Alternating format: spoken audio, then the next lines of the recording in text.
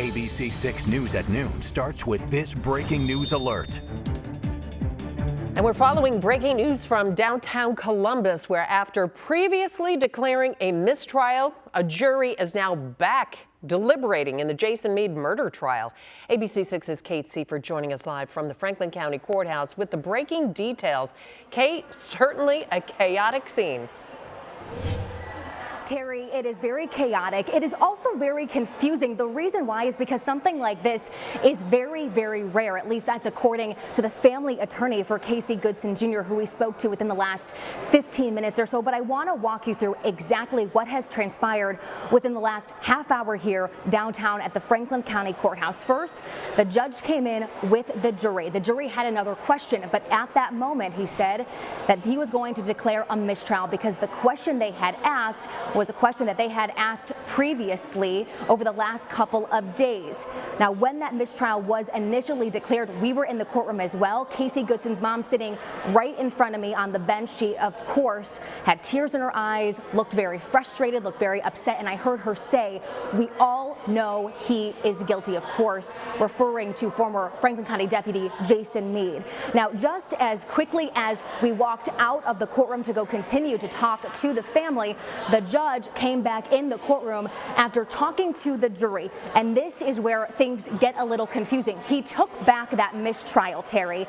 He brought up that question that the jurors have asked. They want to know if they can come up with a guilty verdict on one count, but a not guilty verdict on another count. It's a question that they have asked before. The judge, though, today saying that the jury is still unclear on what that answer from the judge is. Today we heard the judge respond by saying, if you find the defendant proved justification as to one count, it applies to all counts. That is when he set aside the mistrial and sent the jury back to deliberate. So that is what is happening right now. The jury continuing to deliberate. We actually got word they are taking a quick break for lunch. They will be back, though, we expect within the next half hour to continue their deliberations. Now, how is the family feeling, Terry, after all of this? There's some confusion, there's frustration, anxiety, but there is still that hope that this jury could come up with a guilty verdict here today. It's something that we are going to continue to watch, and you will hear from the Goodson family attorney coming up in our next half hour. But for now, live on your side, I'm Kate Seifert, ABC 6 News. Kate, thanks so much. Early this morning, we recovered the body of who we believe to be Darnell Taylor. This is a tragic development, and we certainly hoped for a different outcome. Columbus police shared this heartbreaking update with us this morning. The body of Darnell Taylor had been located here in Columbus, and his guardian, Pammy May, now charged with murder. We do have team coverage of this event this afternoon. Steve Levina's reaction from a woman living on Marsdale Avenue, where Darnell Taylor's body was discovered early this morning. But we're going to begin with Sefenish Haynock. She is live at Columbus Police Headquarters. Seth? Well, Terry, after days of searching, Columbus police believe they have found the body of 5-year-old Darnell Taylor. Unfortunately, that body was discovered this morning at 1 a.m. This comes after days following a statewide Amber Alert search to locate the boy and his legal guardian, Pammy May. Now, early Wednesday morning, May told her husband the child was no longer alive before she took off. Finally, last night, May was located in the Cleveland area, where a business owner noticed her walking suspiciously and called 911. May was taken into custody, and that is when she told investigators where they may find the boy's body in Franklin County in a sewer drain. Shortly after 1 a.m. this morning, we located a body we believe to be that of Darnell. We will be in consultation with the prosecutor's office to add murder to Mrs. May charges and to begin the process of transporting her back to Franklin County. As Chief Bryant just mentioned, they are adding murder to May's charges. We did ask police if there was a weapon involved, and they said they do not know at this point, but did say that May is being treated at a hospital in Cleveland right now. And we'll continue to give you the latest updates live on your side. I'm Sefenish Haynock. Terry, back to you. Thanks, Seth. Darnell Taylor's body was found 5 miles from his home. We have a map to show you the two locations, his home on Reeb Avenue and where his body was found on Marsdale Avenue. That's where ABC 6's Steve Levine is now. He spoke with a woman who witnessed the search early this morning. Steve?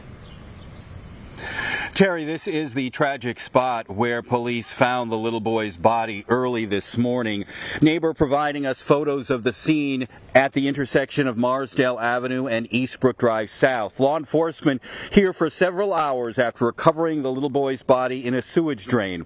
Police near Cleveland say May told them she placed the boy in the drain while she was being interviewed with them last night. Neighbor shocked to learn the child was discovered in their quiet community, telling me they now wonder why the child was found here, saying they have not seen May in the neighborhood. Now, we have discovered a relative of May's lives less than a mile away, and as you can see, a homemade memorial already here above this drain of a blue bunny and the number 5, symbolizing the 5 years that this little boy had here on Earth. We are live in Franklin County. Steve Levine, ABC 6 News.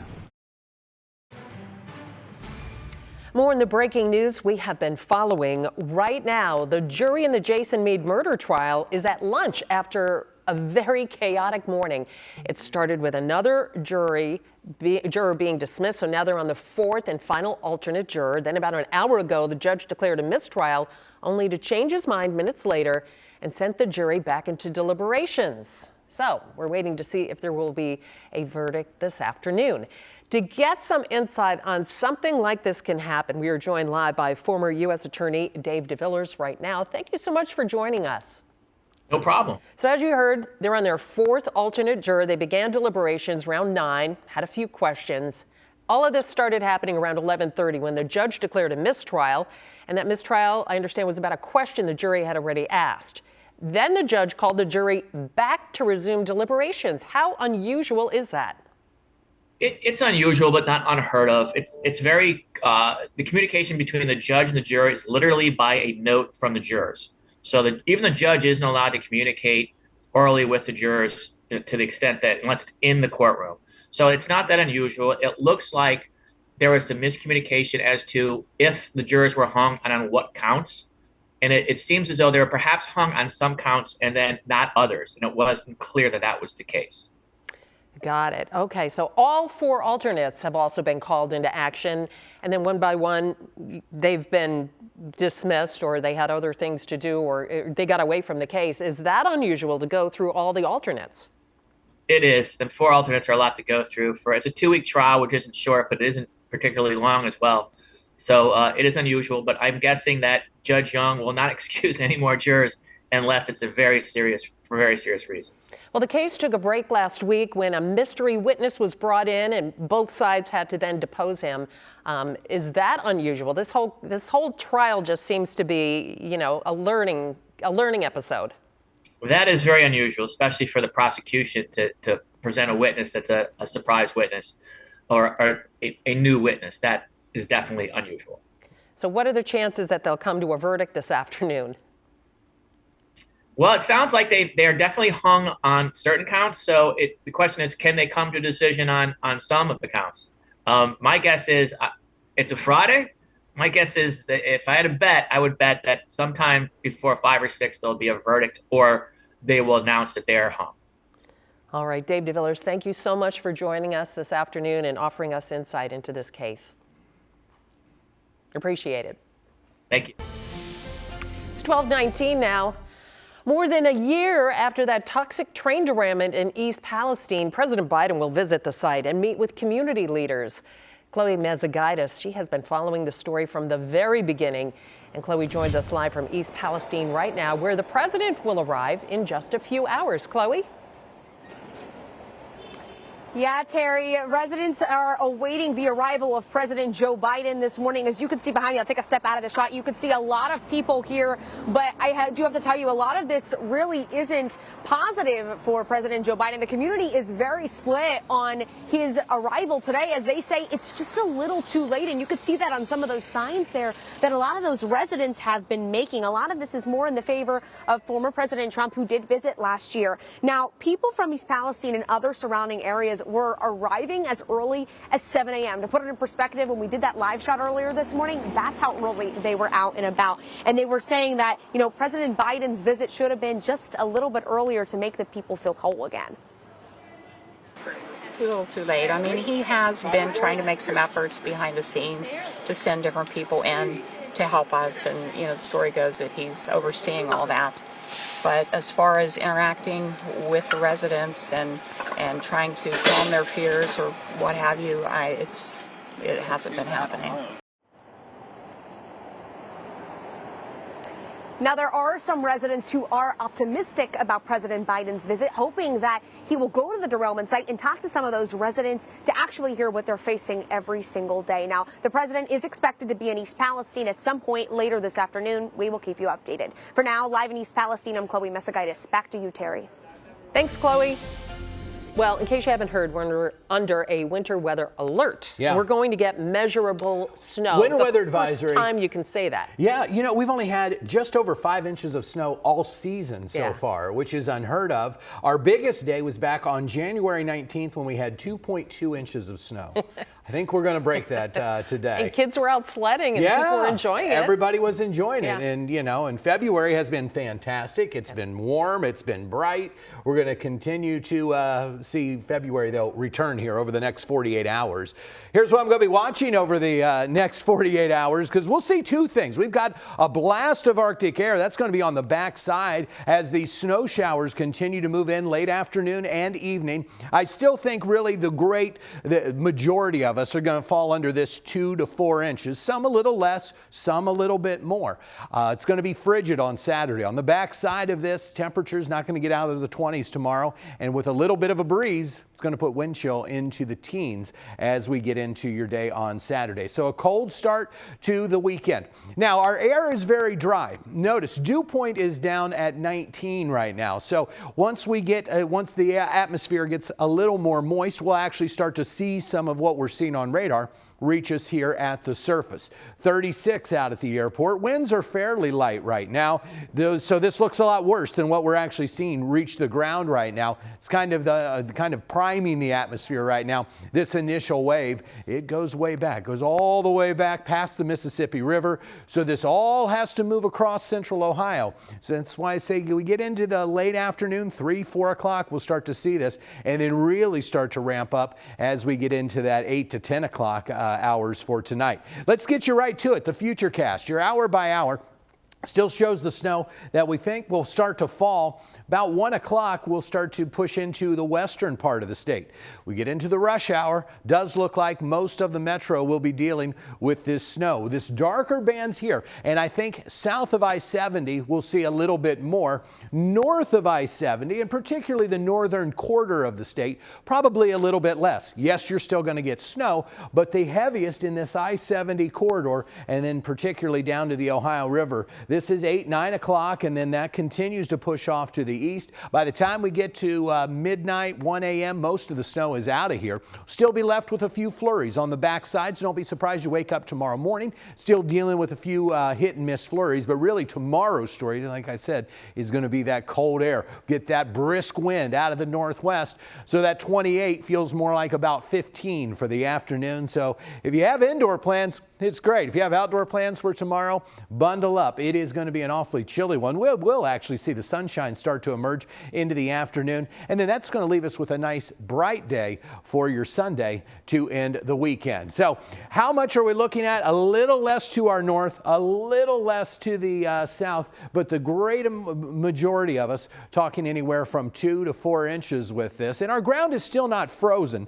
So the first little bit of this, first half inch probably starts to melt on contact, and then as temperatures drop, as we get into the evening, that's when the real accumulating snow really starts to kick in. So 37 for our high today. Tonight, that cold air gets here. We drop to 22.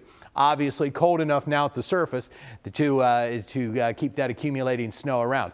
Cold, breezy, and as we get into your Saturday, a chilly day. We warm right back up though. Second half of the weekend, Sunday looks like a fantastic day. We'll see lots of sunshine into the low 40s. President's Day, a lot of folks have off. We'll be into the mid to upper 40s, back into the 50s by Tuesday. And look at that, making a run at 60 degrees by the middle of next week. ABC 6 News at noon starts with this breaking news alert. We are following several breaking news stories this afternoon. First, lots of moving parts in the murder trial of former Franklin County Deputy Jason Meade. At first appeared that it was a mistrial, but right now deliberations are back on. Kate Seifert joining us live from the Franklin County Courthouse now with the latest. Kate? Terry, yeah, this is very confusing. It's something that doesn't happen very often, but we are going to walk you through exactly what happened here at the courthouse within the last hour. As you mentioned, Terry, that judge coming in after a question was asked by the jury, and that is when he declared this a mistrial. He left the courtroom, but came back in just a few minutes later to say, let's talk a little bit about this question that the jury has, and that is when he brought this case back on, handing the case back to the jury. Now, this question that they had was over if they could be justified on one count and not justified on another count. It's a question that the jury has asked prior to today, but it's important to remember that this jury had to begin their deliberations from scratch this morning because they are on their fourth alternate. They had to bring another alternate in. So this is a fresh jury, which means they're able to ask questions to get some clarity. Now, as you can imagine, emotions are very high regardless of this back and forth, but with this confusion and back and forth from the judge, the family of Casey Goodson Jr. and their friends are very frustrated. They're very anxious. We talked to their family attorney, Sean Walton, just a little bit ago as family and friends of Casey Goodson Jr. were praying in the hallway outside the courtroom. This family's been praying for a long time. They believe in the power of prayer. They believe in, the fact that the Casey's truth will be heard in this trial. And I think, in this very public trial, the public has seen what testimony has come out, what evidence has come out. And so very high emotions. We'll see where things land today. But this is a very, very unique time, unique circumstances. But Okay, so what is happening now? As we've mentioned several times, the jury is continuing to deliberate this case right now. We will, of course, keep you updated at any moment when we do have any new information from inside that courtroom. We also have team coverage on what is going on here at the courthouse. Jessica Ralston joining me now. Jessica, as we mentioned, emotions are very high. You were upstairs while we were down here at noon talking to more people about how they're feeling in this moment. Well, as you said, there's a lot going on. This has been a long trial and a lot of twists and turns in this case. And you can certainly imagine what both sides of this are feeling right now. Both the defense's side and the prosecution hoping for some kind of resolution today.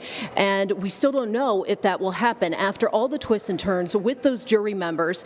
And now questions about whether or not they will indeed reach a verdict. It had me questioning Pastor Mike Young, who's been here all along to support Casey Goodson's family about the potential for protests in the city and whether they will be peaceful and what could come of all of this. And of course, so many people wanting to avoid the turmoil that we experienced in the summer of 2020. And here's his message to the city. This could be anyone's child, right, who could be a victim of a senseless act of violence. So I think it's important for people to make their voices heard. I think it's important for people to pray, and we want to do things in a unified manner. And so that is his message, calling for peace and unity no matter what the outcome is of this trial, which, as we've seen so many turns in it, really just remains to be seen here. And quickly, I wanted to dig a little deeper into another issue in this case, and that is we talked with attorney Sean Walton just moments ago about the decision to have an all-white jury. And there was only one black alternate, and in a case where you're supposed to be tried by peers and in a diverse community like Columbus, how did it come down to this all-white jury? The black jury was dismissed this morning. And he said it really comes down to availability. So many hardworking families out there can't afford to take 2 to 3 weeks off to attend a trial. They can't afford childcare, and if you're living paycheck to paycheck, a jury fee of $10 to $15 for a day isn't going to let you put food on your family's plate. You can't survive on that. So they had to go with who was available to be here. And he said the jury members that are here are people he considers privileged to be able to serve on a jury and be able to afford to do that. And he says it's important that we've seen this before, and after this trial, it's time to start talking about jury reform. As Kate mentioned, there is so much that remains to be seen in this case. We've seen so many constantly changing developments, many of them really just unprecedented. So we will be on watch throughout the afternoon. Terry, back to you. This is a tragic development, and we certainly hoped for a different outcome. A sad end to the search for a missing 5-year-old boy from South Columbus. Police confirming this morning that the body of Darnell Taylor was discovered in a sewer about 5 miles from his home. We have team coverage this afternoon. Steve Levine has reaction from a woman living on Marsdale Avenue where the boy's body was discovered early this morning. But we begin with Stephanie Haynock. She is live at Columbus Police Headquarters. Steph?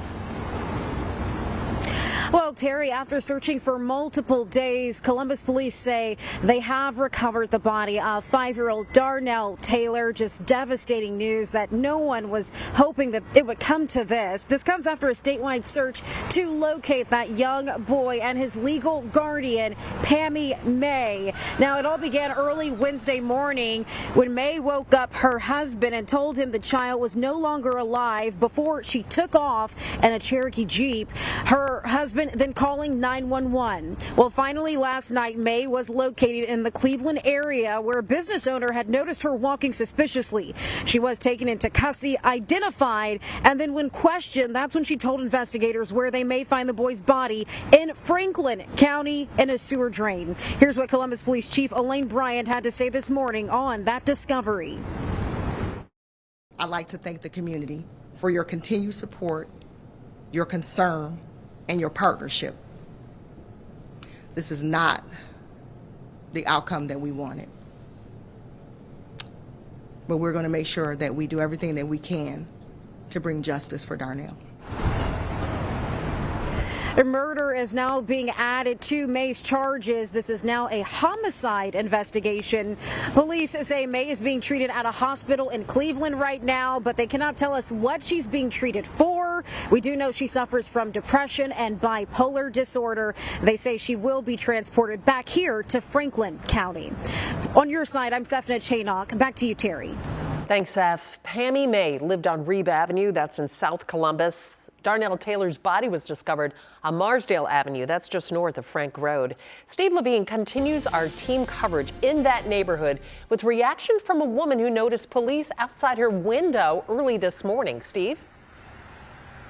Terry, law enforcement was here for several hours. Let me show you already there is a homemade memorial for this little boy, a blue bunny, and then number 5 symbolizing the 5 years he was when he lost his life. And here is the drainage ditch where, sadly, law enforcement found him early this morning. A neighbor providing us photos of the scene this morning at the intersection of Marsdale Avenue and Eastbrook Drive South. Law enforcement here for several hours after recovering the little boy's body in that sewage drain. Police near Cleveland say May told them she placed the boy in the drain while she was being interviewed by them last night. Neighbors telling us they saw nothing unusual the night Darnell was allegedly left here by May until the child's body was pulled from the sewer this morning. They set up floodlights. They already had people going down into the sewers, and then they dropped down an orange, assuming it was a body bag, and then pulled them up, set up the barriers so to not see. But because of where my bedroom is, we could see that it was not an adult. So it's pretty hard. Neighbors wondering why the child was found here, telling us they had never seen Pammy May or the little boy in this neighborhood. What we have learned, a relative of May's lived less than a mile away. The child now taken to the Franklin County Coroner's Office. We did reach out to the coroner for preliminary autopsy results. We have not heard back. We are live here in Franklin County. Steve Levine, ABC 6 News.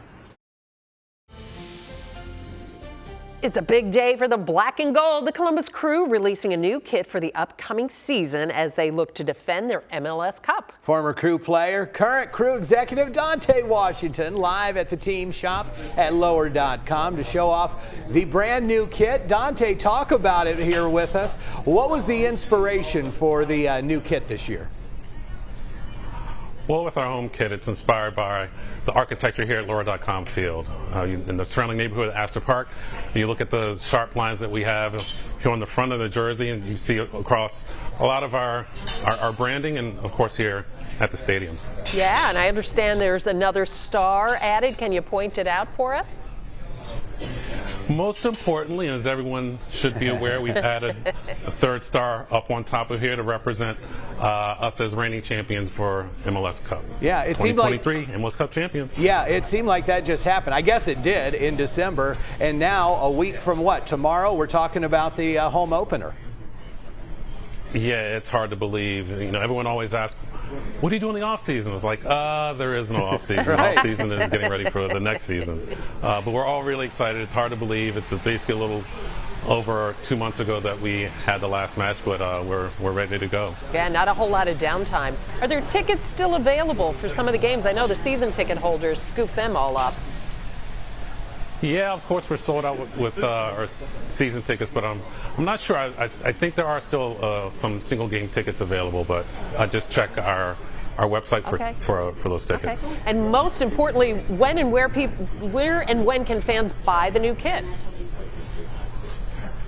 Today, we have them here in the cruise shop right now, all across the stands. There are our new kits. Okay, Limit how many as well as adult jerseys. Limit how many that guy can buy. It looks like he's taking armfuls. I'm kidding. Thanks, Dante. I'll leave some for you guys. Don't worry. All righty. Thanks.